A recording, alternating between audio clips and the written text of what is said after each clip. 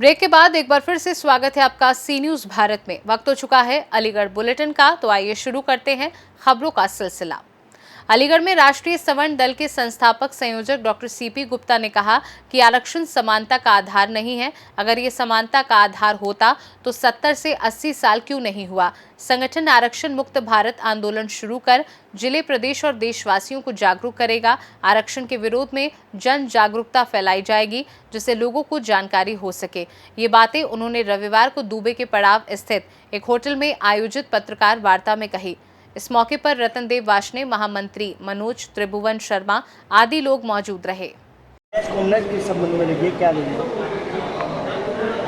यह एक आंदोलन है, आरक्षण मुक्त भारत, योग्यता युक्त भारत, समानता युक्त भारत के लिए पूरे देश में यह आंदोलन चलाया जा रहा है, जिसका एक प्रमुख केंद्र राष्ट्रीय सवर्ण दल अलीगढ़ में है।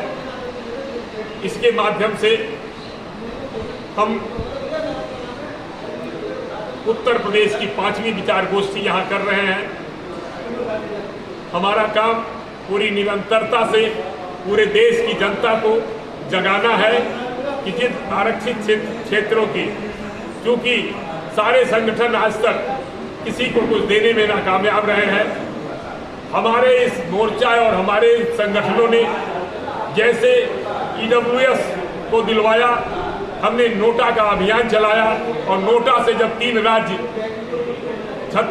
छत्तीसगढ़, मध्य प्रदेश और राजस्थान जब सरकार बदली है, तो उस समय प्रधानमंत्री महोदय ने हमें, जब पूरे चैनल बोलने लगे, सारे चैनल बोलने लगे कि नोटा से हमारी हार हुई है, तब उन्होंने देखा कि 2019 में हमारी सरकार नहीं बन पाएगी, तो उन्होंने 10% का सामान्य वर्ग को ईडब्ल्यूएस दिया है।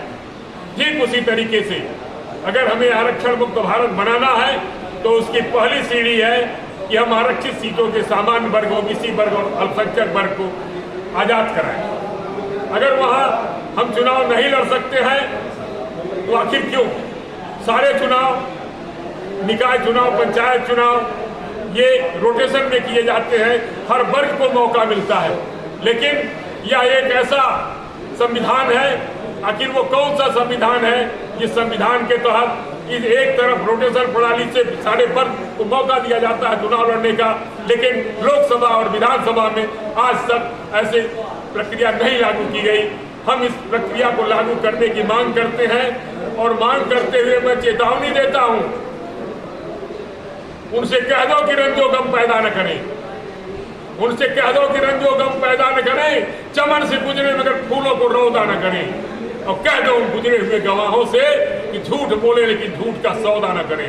उन्होंने हर तरह से झूठ बोल करके हमारे समाज को पीड़ित किया है। मैं ये चाह रहा हूं कि अगर यह रोटेशन प्रणाली लागू नहीं की जाती है तो हम पूरे देश में आंदोलन करेंगे और सुप्रीम कोर्ट में पीआईएल दाखिल करेंगे।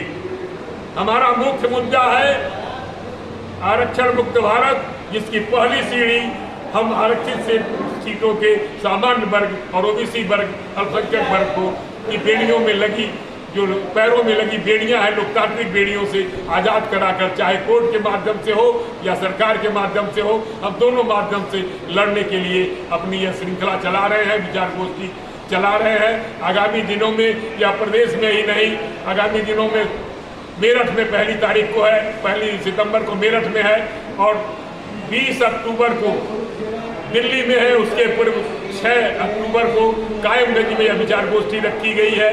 यह 5वीं विचार गोष्ठी है। 20 अक्टूबर को पूरे भारत के सारे आरक्षण विरोधी संगठन आएंगे और उस दिन यह तय किया जाएगा कि हम किस तरीके से आंदोलन को सड़क से सदन तक ले जाएंगे और कोर्ट में पीआईएल कैसे दाखिल करेंगे।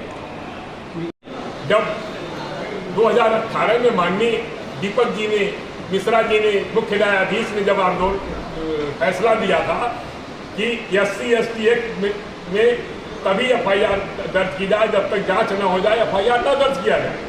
और जब मोदी जी ने इस फैसले को पलटा था तो एक तरफ जहां पूरे दलित समाज ने आंदोलन चलाया था, दूसरी तरफ पूरे भारत में हम लोगों ने भी बंद कराया था और हम फिर बंद कराएंगे। ये कब तक कब का निर्धारण तो अभी मैं नहीं कर सकता, क्योंकि सारे संगठनों से अभी वार्ता हमारी चल रही है और उसमें एक पार्ट हमारे साथ आ रहा, वाल्मीकि समाज के लोग इससे नाखुश हैं और उन्होंने इसमें भाग नहीं लिया था। और दूसरी बात कि जो लोग गए थे उस रैली में उन्हें बहकाया जा रहा है और उन्हें अब पता नहीं है कि सुप्रीम कोर्ट का फैसला उन्हीं लोगों के पक्ष में है जो लोग उनको बहका करके इसमें ले गए हैं।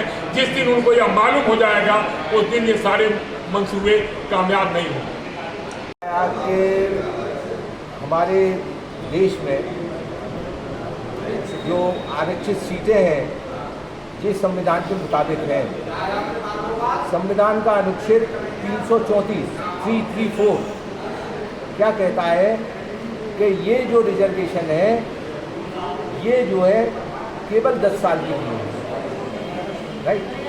ये जो शुरू हुआ सन 1950 से शुरू हुआ, तो हमारा संविधान जब चालू हुआ तो आपको ताज्जुब होगा इस बात का कि ये इस आर्टिकल में, इस अनुच्छेद में, संविधान के इस अनुच्छेद में हर 10 साल बाद एक संशोधन किया जाता है जो कि अननेचुरल। इसका सन 1950 से सन 1960 में, 60 से पहले हुआ, 70 से पहले हुआ, 80 से पहले हुआ, 90 से पहले हुआ, 2000 पहले से हुआ, 2010 से पहले हुआ, 2020 से पहले हुआ। अब ये जो है, अगर आप आर्टिकल 334 पढ़ें इस वक्त प्रदेश में, तो उसमें स्पष्ट लिखा हुआ है कि ये रिजर्वेशन जनवरी 2030 में समाप्त हो जाएगा। लेकिन हम लोगों को इस चीज़ की मालूमात नहीं है। हमको जन जागरण करना है कि अगर मान लो हम अभी भी अगर आंदोलन नहीं करेंगे इसके विरोध में, तो ये एक बार फिर संशोधन होगा और ये जो है 2040 तक जाएगी बात। तो इस प्रकार जो संशोधन हो रहे हैं 7-8 बार एक ही आर्टिकल में, ये अननेचुरल है, ये नेचुरल जस्टिस के विपरीत है। हम लोगों को जो पूरी भारत की जनसंख्या है और उसके जो सभी सदस्य हैं उन लोगों को समझाना है कि जो आरक्षण है ये केवल क्रीमी लेयर तक रह गया। और यही बात सुप्रीम कोर्ट ने कही है, यही बात हम लोग कहते हैं। देखिए आरक्षण जो है ना, कोई समानता का कोई आधार नहीं है। समानता लाने के लिए आरक्षण अगर मान लो सक्षम होता तो अब 70-80 साल हो गए और इसमें अभी तक हमको समानता नहीं मिली, तो आगे भी मिलने की संभावना बहुत कम है। हम ये कहते हैं कि आरक्षण की जगह सहायता दी जाए। आरक्षण और सहायता में बहुत बड़ा अंतर है। सहायता हर वर्ग को देनी चाहिए, हर धर्म को देनी चाहिए, हर जाति को देनी चाहिए और वो बिना किसी भेदभाव के देनी चाहिए, हर नागरिक को मिलनी चाहिए। आरक्षण से अधिकार काटे जाते हैं और दूसरे आदमियों को दिए जाते हैं जो वहाँ तक नहीं पहुँच पाते जहाँ तक उनकी जरूरत है। अलीगढ़ से सी न्यूज़ संवाददाता संजीव शर्मा की रिपोर्ट। अलीगढ़ महानगर के प्रमुख सामाजिक संगठन श्री अग्रवाल युवा संगठन द्वारा श्री कृष्ण जन्मोत्सव को बहुत ही धूमधाम से मनाया गया। ये उत्सव अलीगढ़ महानगर के जीटी रोड स्थित श्री अग्रसेन चौक पर संपन्न हुआ। कार्यक्रम का शुभारंभ राजीव अग्रवाल एवं विजय अग्रवाल सोनी ज्वेलर्स द्वारा महाराज जी के समक्ष दीप प्रज्वलन एवं माल्य अर्पण से किया गया। इस अवसर पर उपस्थित संगठन सदस्यों एवं अन्य गणमान्य जनों को संबोधित करते हुए संगठन के अध्यक्ष अभिनव अग्रवाल ने कहा कि भगवान विष्णु के अष्टम अवतार योगेश्वर कृष्ण ने हमें जीवन में सदैव सत्कर्म करने की प्रेरणा दी तथा सर्व कल्याण के लिए सदैव संघर्ष करने का उपदेश दिया। अंत में कीर्तन करते हुए ठाकुर जी की शयन आरती का आयोजन किया गया। तत्पश्चात सभी भक्तों को प्रसादम के रूप में माखन मिश्री आदि का वितरण किया गया। कार्यक्रम में मुख्य रूप से कोषाध्यक्ष विवेक अग्रवाल, निवर्तमान अध्यक्ष नवीन अग्रवाल, पूर्व अध्यक्ष प्रांजुल अग्रवाल आदि मौजूद रहे। अभिनव अग्रवाल अध्यक्ष युवा युवा के अष्टम अवतार योगेश्वर श्री कृष्ण जी के अष्टम आज जन्मोत्सव पर मैं आज सभी शहरवासियों को बहुत बहुत बधाई पेश करता हूँ। इस अवसर पर युवा युवा द्वारा एक भव्य भैंस चढ़ने का आयोजन चौक पर किया गया है। इसमें भव्य बंगला सेवा आदि व्यवसाय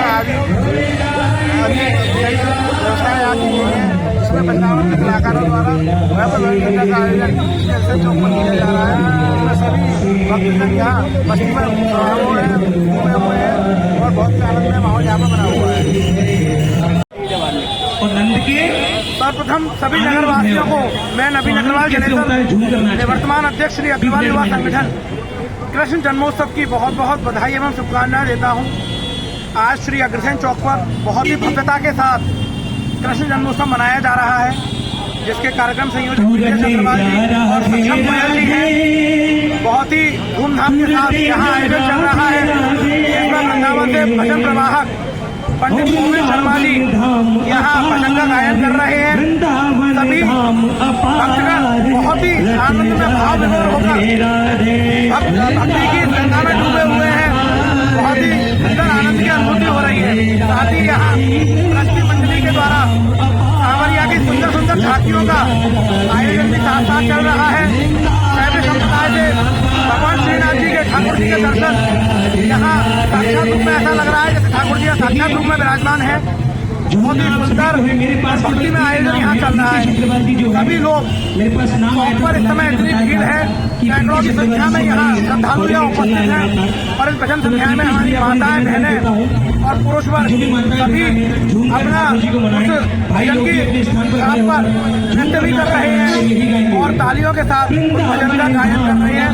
आप देख रहे हैं, सुन रहे हैं, कितनी सुंदर मधुर आवाज के साथ ये आयोजन यहाँ सुनिश्चित रूप से चल रहा है। बहुत ही भव्य आयोजन हमारे अध्यक्ष अग्रवाल जी की अध्यक्षता में ये कार्यक्रम यहाँ सुचारू रूप से चल रहा है। अलीगढ़ से सी न्यूज संवाददाता संजीव शर्मा की रिपोर्ट। जनपद अलीगढ़ के कस्बा त्रौली कॉलेज रोड स्थित डाकखाने की बिल्डिंग में संचालित दिलीप फोटो स्टूडियो के संचालक पिंटू के द्वारा फोटो खिंचवाने गई महिला सफाई कर्मी लक्ष्मी देवी के साथ अभद्रता की, जिसके चलते समस्त महिला सफाई कर्मी एवं पुरुषों में रोष देखा गया तथा समस्त सफाई कर्मी महिला एवं पुरुष अत्रौली नगर पालिका परिषद में अधिशासी अधिकारी वंदना शर्मा के पास शिकायत करने हेतु पहुंचे। वहीं फोटोग्राफर अपनी दुकान बंद करके मौके से फरार हो गया। इस अवसर पर लक्ष्मी देवी, मीना देवी, अशोक चौधरी, गौरव चौहान आदि सफाई कर्मियों की उपस्थिति रही। नाम है आपका? लक्ष्मी। आपके पति का क्या नाम है? गौरव। ये क्या समस्या आपके साथ में? मेरे साथ में फोटो खिंचाने गई थी तो फोटोग्राफर ने मेरे साथ जबरदस्ती करी थी। कहाँ फोटो खिंचवाने गई? क्या नाम है उसका दुकान का? डाकखाने पे गई थी। डाकखाने पे? हाँ। किस समय की घटना आई? ये 3 बजे की। 3 बजे। तो फोटो खिंचवाने गई, फिर क्या हुआ आपके साथ में?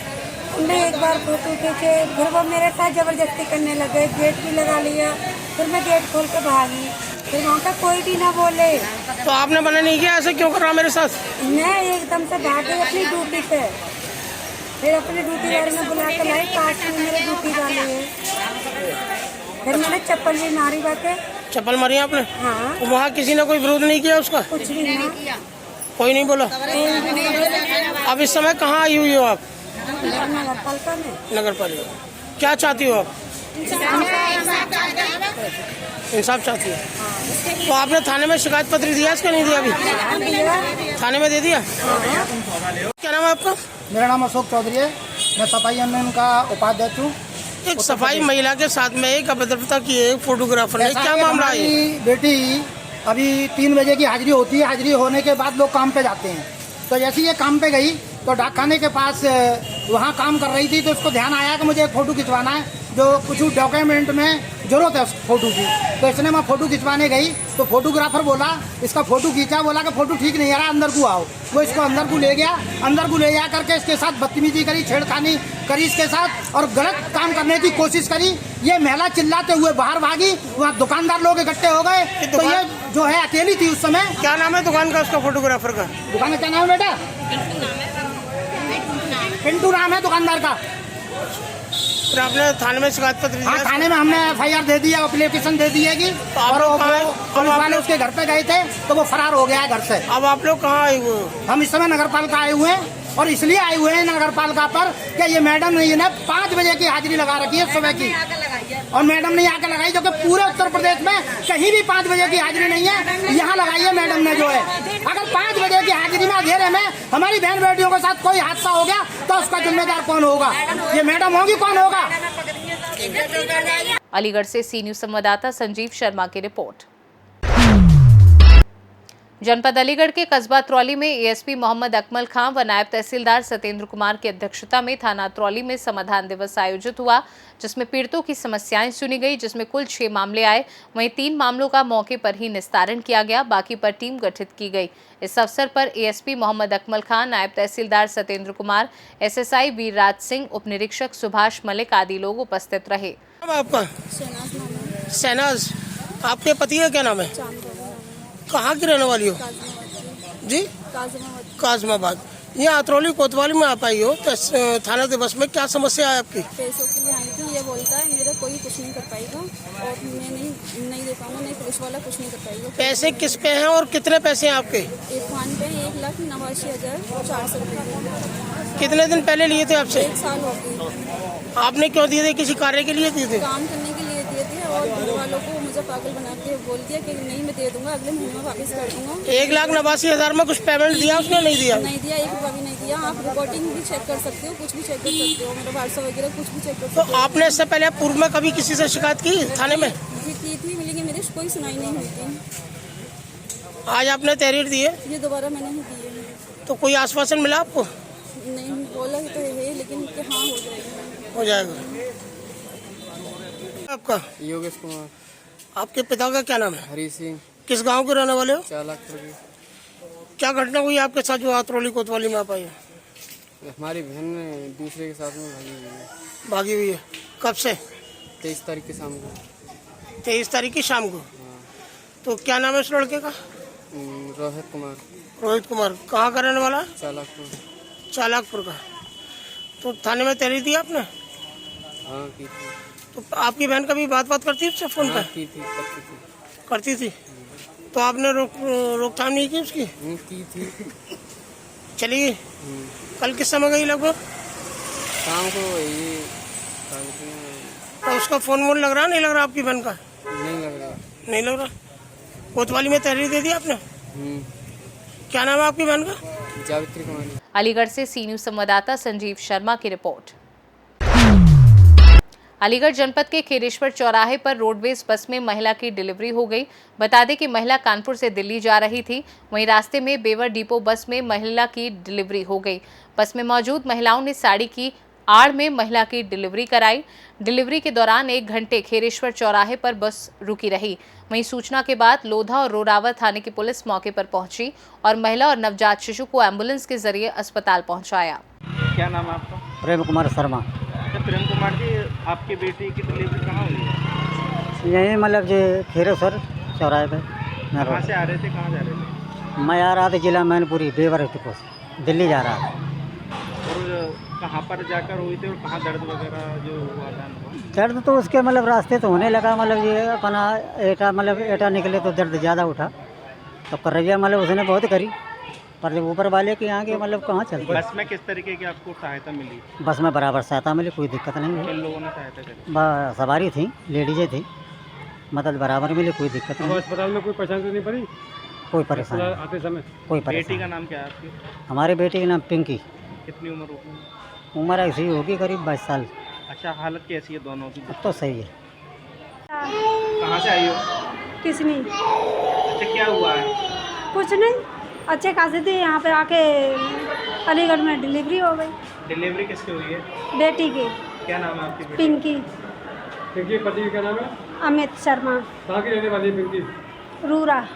तो ये कहाँ से कहाँ आए थे बस में? मैं बेवर से, किसनी से और दिल्ली जा रही थी। बच्चा कहाँ पर हुआ था? अलीगढ़ में। बस में हुआ है ना? जी। अच्छा, किस तरीके की आपको मदद मिली डिलीवरी के वक्त? सबने बहुत मदद दी है। किन लोगों ने मदद? लेडीज थे, भाई थे, सबने मदद दी है। बस कहाँ पर रुकवाई थी? यहीं पे अलीगढ़। यहाँ पर आप कहाँ पर लेकर आए हो? हॉस्पिटल में। हॉस्पिटल में। यहाँ पर किस तरीके की आपको मदद की जा रही है? खूब अच्छे से मदद की जा रही है। जच्चा बच्चा स्वस्थ है? जी। अलीगढ़ से सी न्यूज संवाददाता संजीव शर्मा की रिपोर्ट। फिलहाल के लिए अलीगढ़ बुलेटिन में बस इतना ही। देश और दुनिया की बाकी खबरों को जानने के लिए देखते रहिए सी न्यूज भारत।